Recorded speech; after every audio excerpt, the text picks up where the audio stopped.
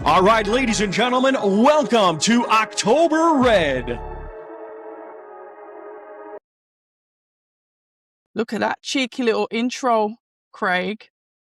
But I've got to say a massive, massive, warm welcome to you. It's been a minute. Yes. Let me just get this off the screen. So we've got ourselves on there. Welcome back. Yeah. Thanks for having me back. Come on. Craig, the last time you and I did something online, Yeah. we started some BS and, you know, I lost a few colleagues in the industry because just, you know, things happened and it was what it was and it is what it is. So, but we're back and I'm glad to have you back. Ladies and gentlemen, this is, are you still the British? Have you still got it or have you vacated it? I vacated. I'm still IBF international champion. I moved on from the British. We're trying to aim for that world. Oh, okay then. Well, luckily, because I was going to think, because it said format, because I was doing a bit of digging, because I wanted to give you like this really posh introduction, like I really know what I'm talking about. And it said format. Yeah, I was like, I don't think I can say format, because if he hasn't vacated it, it's going to ruin my introduction. Nah, form was great. You know, when I won that belt, I moved straight on. I just didn't end up, I just moved on with it. I didn't stick around at that level too long. I keep pushing forward to get the aims and objectives to be world champion, you know? Pushing forward, Craig. And one of the things that I did say is, you've always, when I think of Craig Richards, the first word that always comes to my head, comes to my mind, the forefront of my mind is loyalty. You've always been that guy that's been there from the beginning with Matchroom, always one of their loyal guys, turns up, fight whoever they ask to fight, patiently waiting, always working hard in the gym. And then it's like, obviously you went out to Ghana, you beat Dan Aziz, got the knockout, you know, really good, no argument fight, no points, didn't leave it to any decisions. And then it was like, oh, so what's happening with him then? Yeah. And you know what? That's how I kind of felt, you know. Come back, I boxed in Ireland, chief support against Padrick, who was obviously Irish, big support base over there, went into his backyard. And it was the winner of this going to push on for a while back towards the world title level. He was obviously former IBO world champion. He wanted a shot at the world title again. So it was that the winner pushed on for that. The loser, who knows where he goes, you know? So I went out there, delivered it, got the knockout, and then I was on the shelf for a while. And then the Dan Aziz fight came up. First show Matchroom's ever done in Ghana, headliner stadium. Dan Aziz, the winner pushed on for the world title. The loser's a long rebuild back. I said, I know what I want to do. Went out there, got the knockout again. Then it was, all right, let's see what we can do. Bivol then was injured, obviously, at the time. Would you mind doing a final eliminator? No problem. The names come across my table. Yes to every one of them. Gone away, come back, couldn't make them fights. What about these fights? Yes to all of them. Gone away, come back, nothing again. What about this? Yes. Waiting. And I think one of the options I think we even had was what's his name? Connor Wallace. He was always an option. Even before, we weren't sure if he was going to go for a final eliminator of the world title. We knew that he was knocking the door for the world title through the IBF route while we went and won the IBF International. We always knew we could always do a final eliminator against him to make myself mandatory. Whitaker then got that fight. Still nothing for me. And it was, I was just waiting on the shelf for too long. How long was you waiting for? How long's it been since that win over Dan Aziz? I'm trying to think back. When was it? It must be at least 7, 8 months. Okay.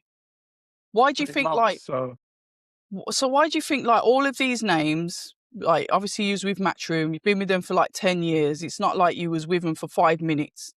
So all of these names that have been given to you and you're saying yes, and then obviously it's going back somewhere along the communication there's a no, or maybe, you know, when we look at the value, we talk about all this financial stuff, is it worth it? And then everything's coming back to you as like a negative. How was that making you feel continuously, like getting knock back after, like, you know, there's a pot of gold at the end of the rainbow? It was a little bit frustrating, to be honest, because obviously, as a fighter, you just want to fight, don't you? Forget all the politics to do with it, the business side of it. Like, you get told, look, this is what you do, your next stage is here. You just want to get onto that stage and you just want to fight. Like, you don't want to be in the gym training all the time. You want to fight, you want to prove yourself. And I don't know, I was just getting frustrated because I just was on the shelf, innit? If I came off a loss and it was time to rebuild me, then I get it. Sometimes you got to wait for your time, you know, you're back of the queue. But it was that back-to-back knockout wins and you just expect to then push on. So it was just a little bit frustrating, but I get it. There's a lot of things was happening, a lot of politics. Sometimes their hands are tied in certain area. I don't know, just frustrating. So what was like when, one for a better word, like the final straw? When did you like sit there and think, hold on, I'm not getting any younger. I know what I'm capable of. I know I can bounce back from a loss. You know, I'm promised to go in the ring with certain kind of names, so I know the level that I'm at. So when did you like sit there and think, I've really got to do something about this, otherwise my career's just gonna disappear with age? Well, at first it was like, oh, waiting a bit longer, another month, another month, another month. Then I'd done the waiting game, and then it was then there was currently no options at the time.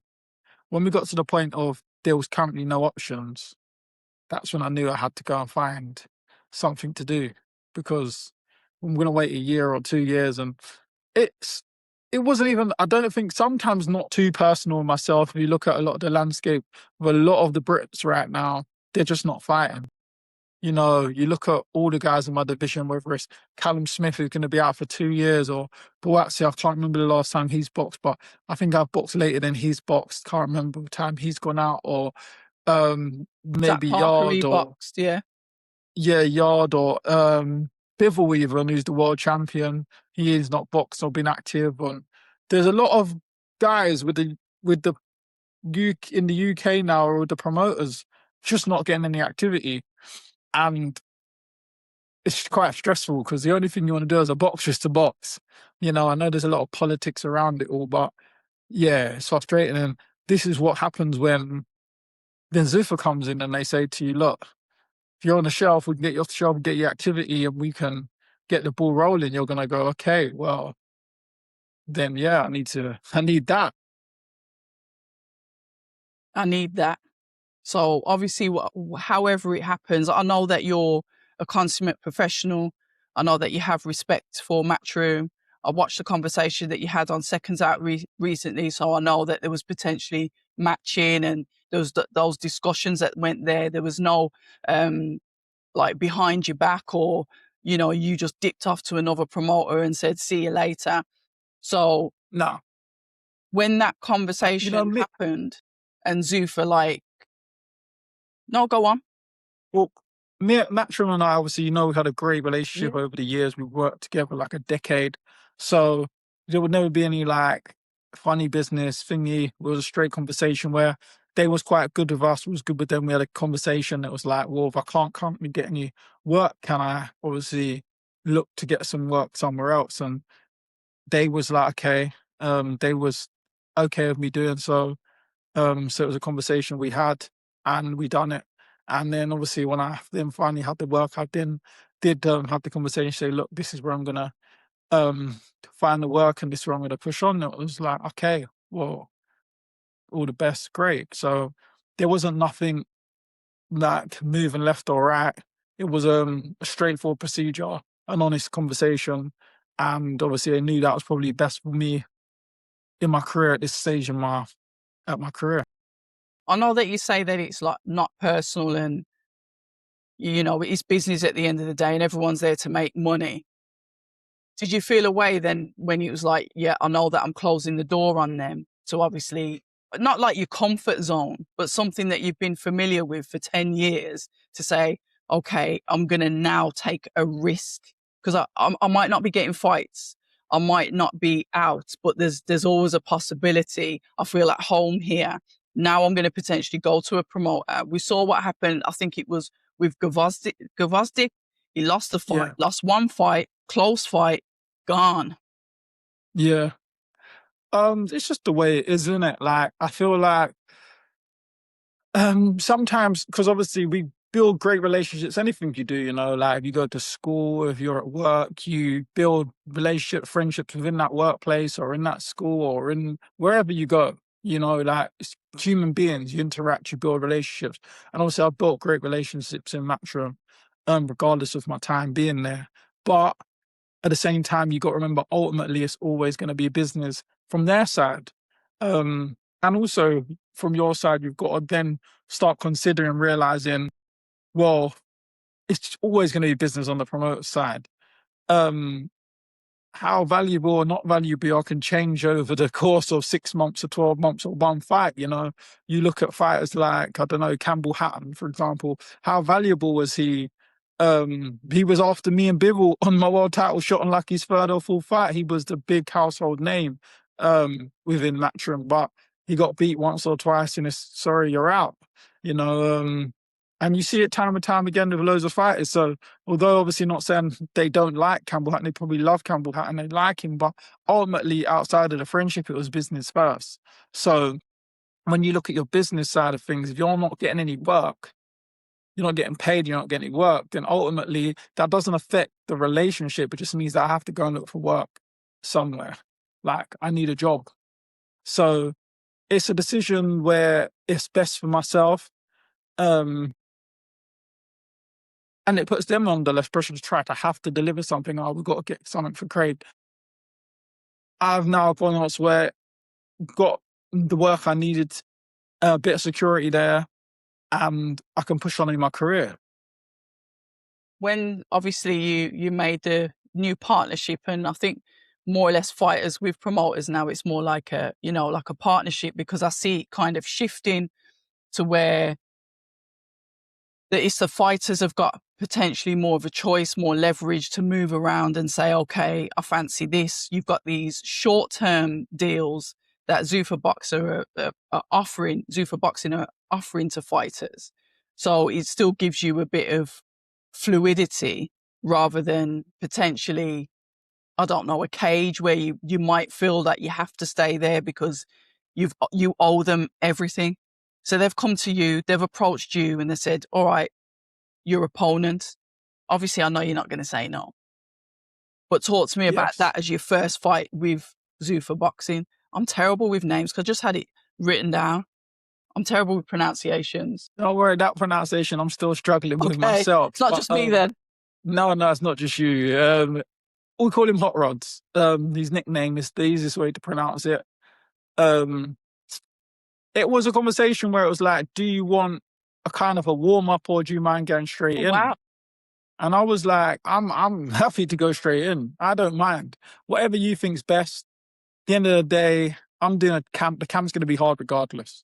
So sometimes for me, when I've got these tickovers, which I don't really have, but my level of tickover, what they'd call it, sometimes I just don't show up. I need to have them fights where it's like, oh, this guy's good. So now I can go to bed thinking, okay, I'm not in my hands. I need to be out early. I need to be running faster up that hill. I need to be getting the best sparring in. I need something to be thinking about every day. Like when I got a family function on the weekend, I'm like, no. I've got him. I don't need to be at that function. I've got something on my hands right now. So if you look at most of my fights when I'm the massive underdog, like going back, if you look at like Jake Paul, Higgins, Shakan Pitters, these guys, is the times when I'm ripping up the script in the bookies and a lot of the times getting the knockouts because I was up for those fights. So this is a fight where he's coming off a really good win, just knocked out Vostik, and he's pretty much their number one runner right now. See, now, if you want to stamp yourself and push on, you take out the number one guy, you push on. Forget all of that. Forget going around the houses trying to find the pretty route, the easy route. Is that your guy there? Okay, put me in.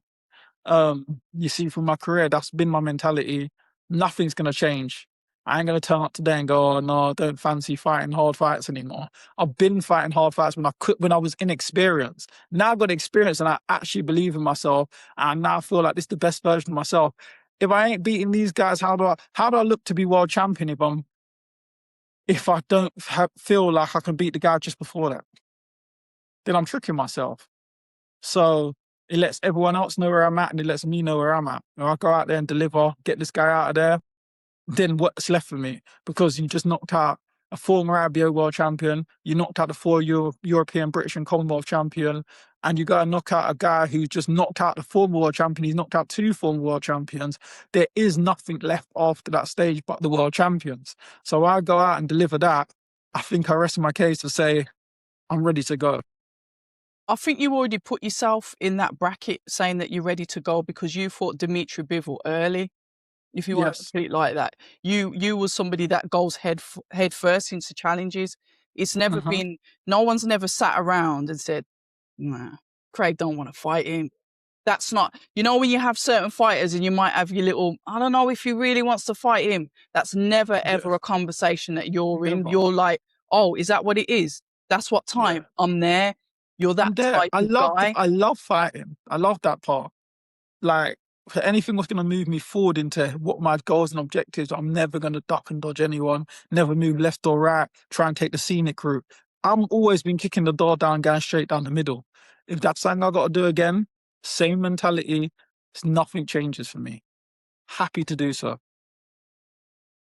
This guy is, like I said, it is a challenge for your first fight. But like you said, you don't want to go around the houses. You don't want to go the scenic route. You're going straight in there to take their guy because you know after that, it's world level. But Yeah. you're with Zuffa Boxing. And this is where obviously they're new in the game.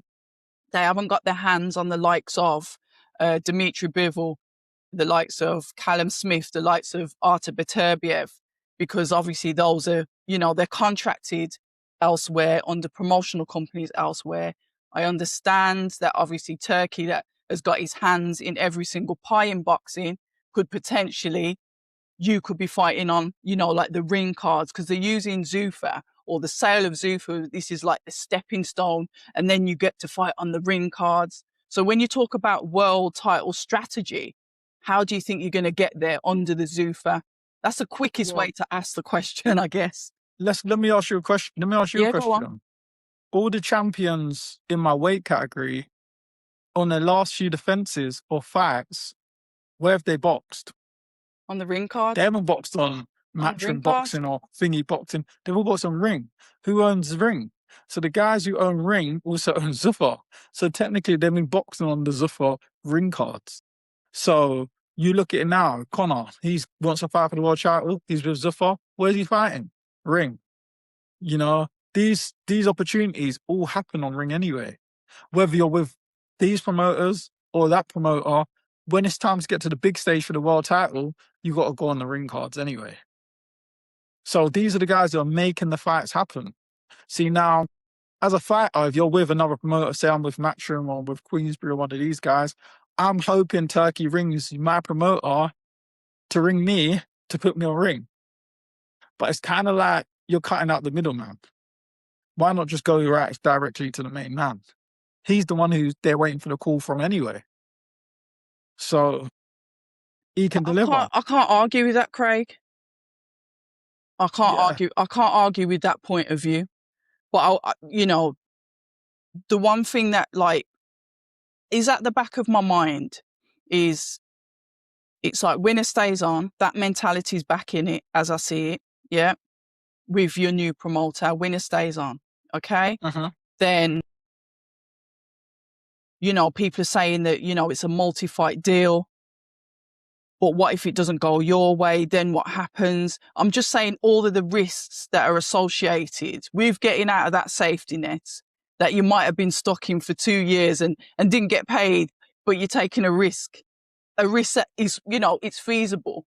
Did you I won't say too down much, but it all just depends on your deal and your contract, depends on where your security and your safety net lies. You know, just because you might have a couple fight deal. I'm not asking for numbers. Elaborate on what you mean by that. Because if you haven't got security in the sense of, if I had a contract was fight by fight, but I'm going to give you a few fights, technically you're not really secured, are you? But if I've got a multi-fight deal, which is win, lose or draw, you keep going, you've got a little bit more security. So without going into too much, it depends on the negotiation, the deal that you've negotiated, to be fair. I feel like I've got good security in mine, and I have a few fights with Zuffa. So I'm not too worried about that. But on the same breath, obviously, you got to make sure you always plan for the worst too. But at the same time, my mentality is to go in there to execute every fight to win, to push on.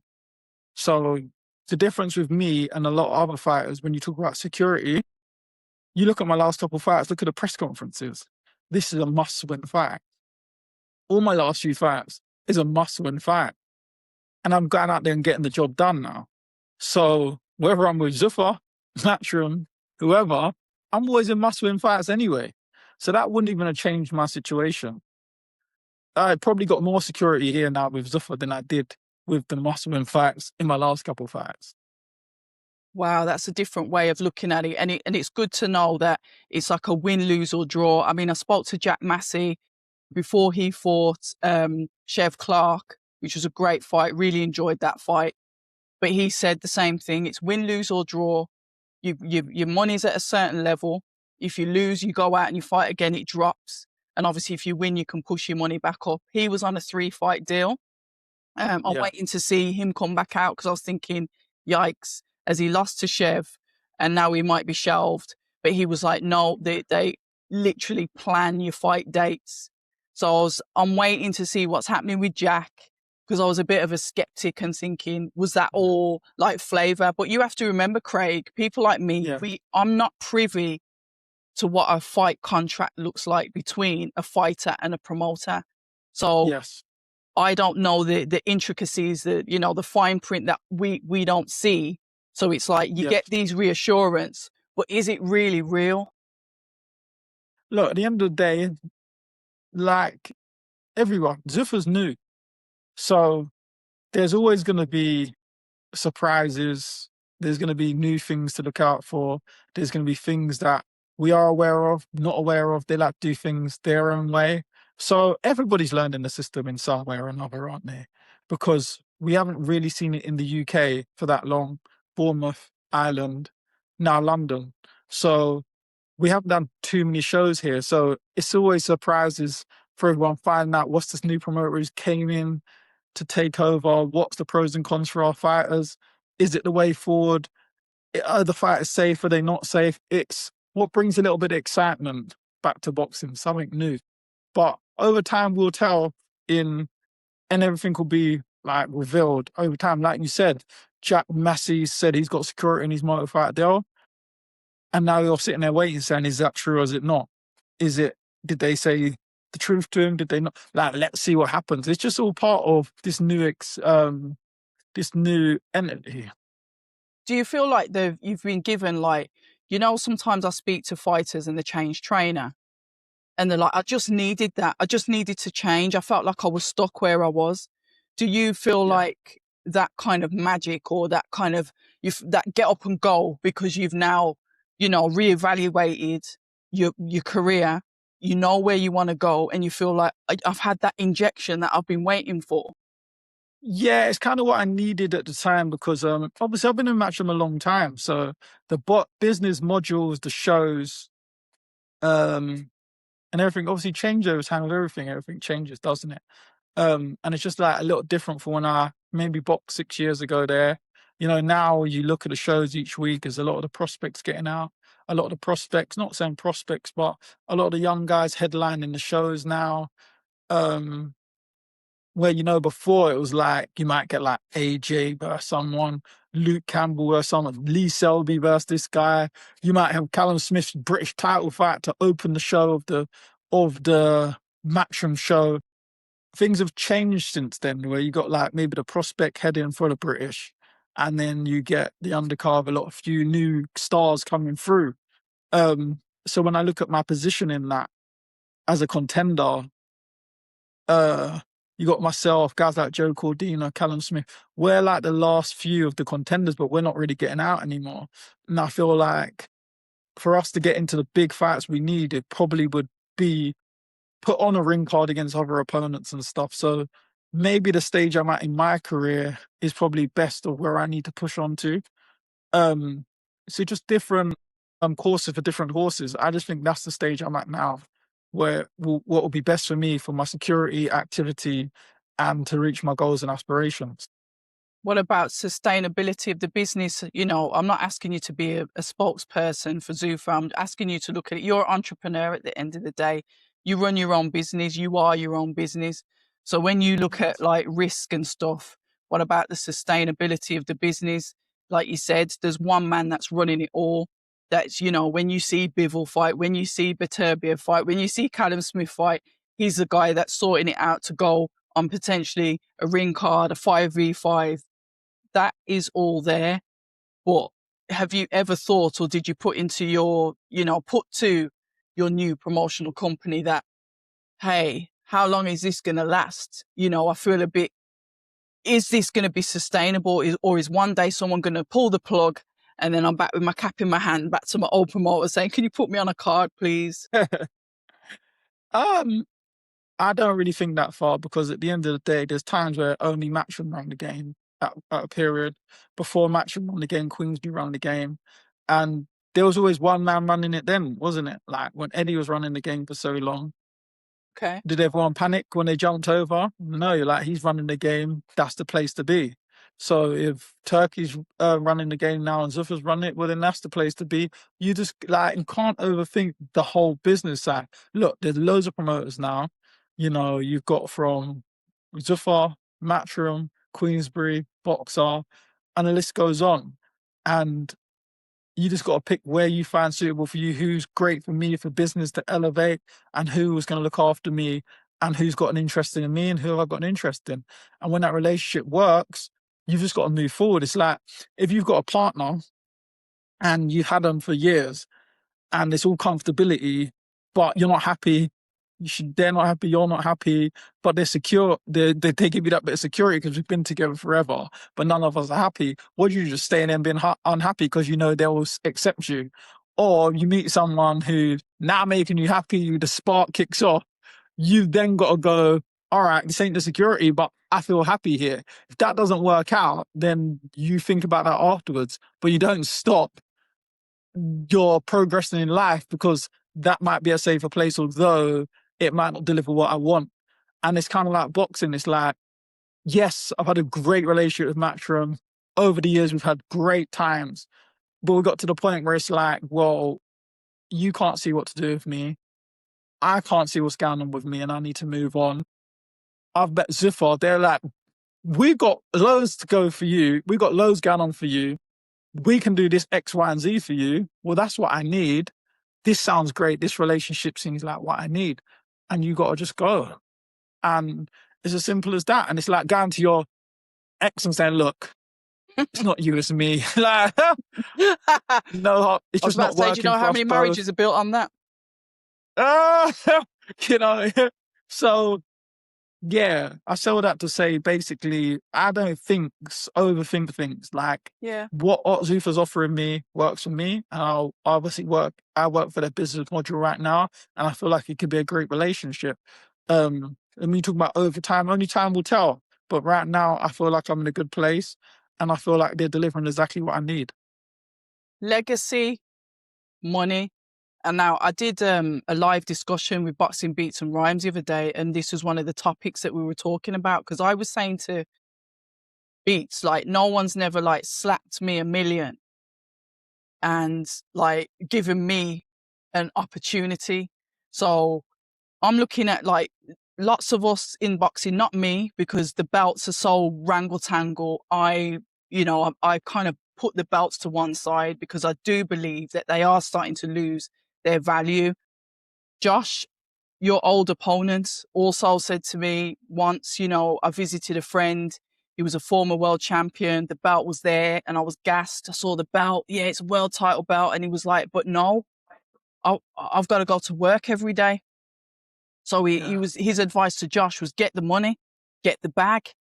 So do you think now, like with fighters, and this is like not just your level, even the younger ones coming through, that it's like money over legacy? I'm just going to fight, get into some good fights, earn some good money, not be here for a long time, but a good time. That kind of mentality in boxing now. I hear a lot of fighters saying that now, like, I'm not here for a long time, I'm here for a good time. You lot know me, I'm here for a long time and a good time. I'm here still to achieve my goals. I've got that sense of, once I've got a purpose, once I've set my eyes on something, I like to achieve it.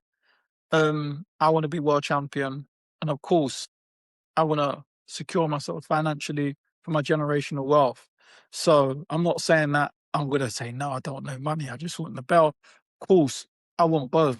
It's not a lot to ask for, two things. It's like when you want a promotion at work. You don't want a promotion at work without the pay rise. It comes with it.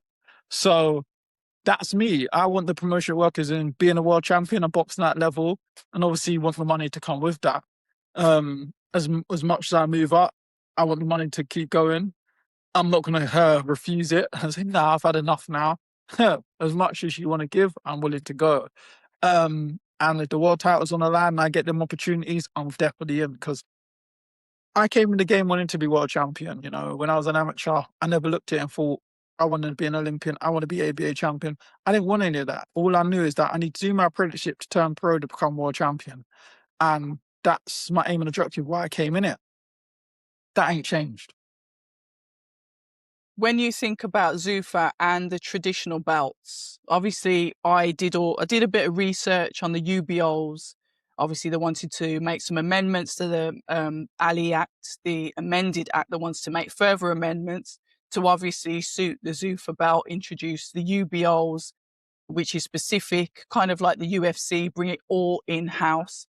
Obviously, that seems to backfired a bit, because obviously the wrangle-tangle that we had with Jaya Pattaya with the IBF getting stripped. Oh, I didn't know that was going to happen, but everybody else knew except for Jaya Pattaya. But then we had obviously McKenna. He fought for a world title, won the world title on the weekend. Obviously Conor Benn, there's a WBC interlinked into that as well. And you mentioning that you want to be a world champion. So for those of us, the skeptics that are saying, yeah, you want to be a world champion, but Zuffa aren't interested in the traditional belts, what would you say to that? But then you see that Jaya Pattaya now, I think he might be fine for the WBC, I think, now, at cruiserweight. So it was obviously a conversation that obviously I had to find out where they were sitting with it all. And they're happy to work with the governing bodies. Obviously, their forefront wasn't to be pushing, right, this is like about the governing bodies. It's more about making the big fights for them in Zuffa. But at the same time, they're not exempt to putting world titles or pushing you for the world title, i.e. if you see the main two signings they first started with, Conor and Jaya Pattaya, both now pushing on for the world titles. Aaron McKenna just won his world title. So you can clearly see that it's not something that doesn't happen and can't happen. So the aim and objective, I say before, stays the same for me. I'd like to be in that same position, go out there and win them belts. And you're going to tell us if you are onto bigger and better, because that was the question. Is it bigger? Is it better? But you're one of the fighters that I'll probably keep in closer contact with. That's going to be able to explain that journey. I'll probably get a closer view than some. It's interesting, you know, some of us, when there's something new, some of us are skeptics. We kind of sit on the sidelines. I'm not sure about that over there, but you know, like I said from the beginning, you're one of these guys that, like, you're the teacher's pet when you look at boxing. You're the one that will go and fetch the books. You're the one that will teach the one that's coming in how to do the maths work.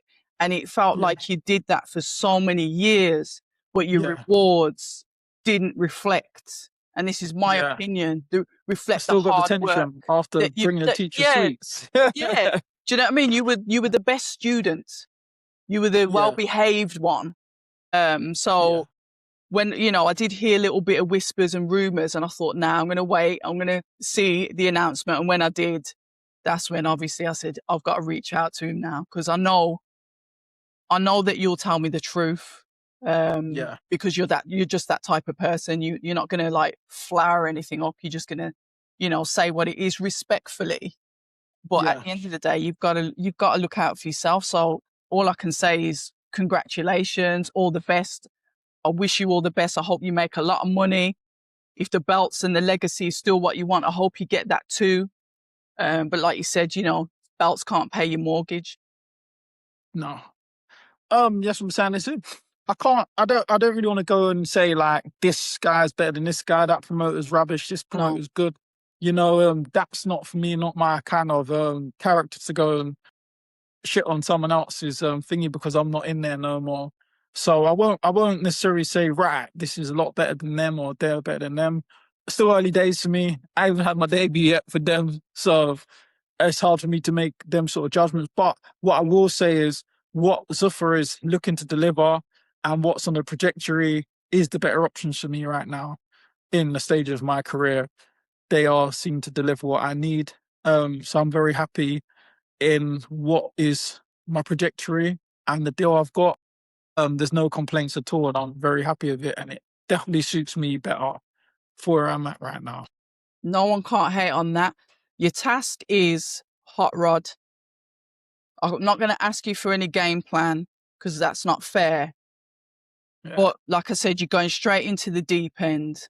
Talk to me about that style of fight and how that matches up with you, slight footed, in and out, power puncher. How does it work? How do those two styles work? We've been speaking about videos. I ain't even spoke about the fight. I feel like this fight is going to show the best of me.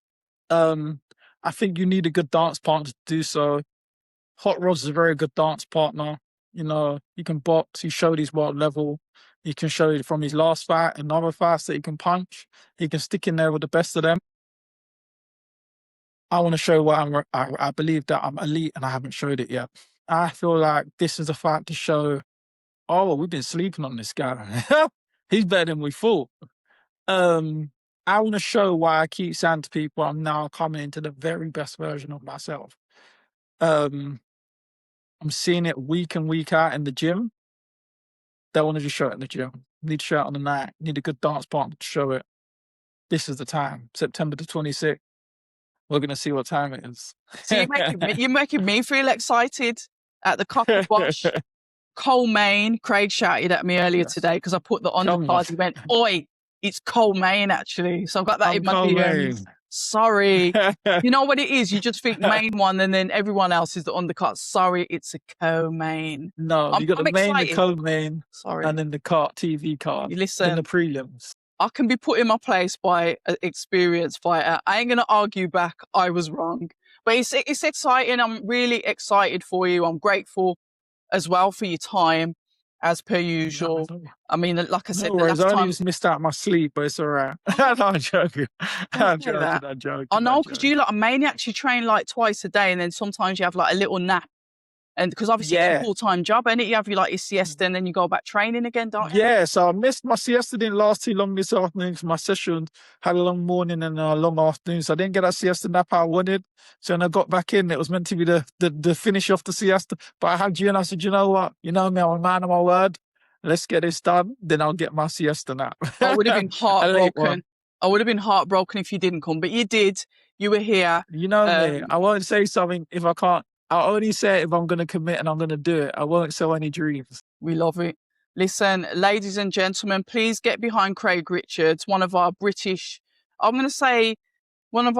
household names that's been there, that's always grafted, maybe not got the credit that he's deserved, but he's pushing forward. I'm happy to see it. Danny from Fight Fan TV, I'll always shout out your cousin because he will cut a man's head off if he tries to go at you. There could be a chat going on in America and somehow he finds it and he's in the chat going at him. No one can't say anything. He's in the rooms. I might not see it, but he's going to see it. He's in the rooms 24/7. No one can't say anything about my ears and eyes, you know. Listen, that and he's so there, knowledgeable. If I don't know, do you know, funny enough, Hot Rods was actually an opponent what was on the short list a few years ago when I was having a comeback fight. Him or Boris on thingy, and I didn't know who. Yeah, I didn't know who any of them was at the time. But I just forwarded him to Fight Fan TV, Danny Glover. And he just said to me at the time, no, Hot Rods is not really a good comeback fight. He's a world level operator. I wouldn't have him as a tickover or a comeback fight. He's not like that. He's a proper fight. And we went with Boris. So that's how I only first heard of him, through Danny, that time. And obviously, full circle going to Zuffa and seeing the knockout, and they said, would you fight this Hot Rod? I'm like, that's the guy they said about before as the comeback. I said, yeah, I know he is now. All due to Danny. Yeah, we've got to give him his props. But Craig, I'm going to leave it there. Thank you so much for your time this evening. I will say, just stay online while I've shut this off. But ladies and gentlemen, let us know what you think in the comments. This will be out on YouTube. It will be out on Spotify. It will be out on Apple Podcasts. So let me know what you think in the comments on YouTube, probably. But ladies and gentlemen, once again, thank you very much and all the best to Craig Richards. Ciao.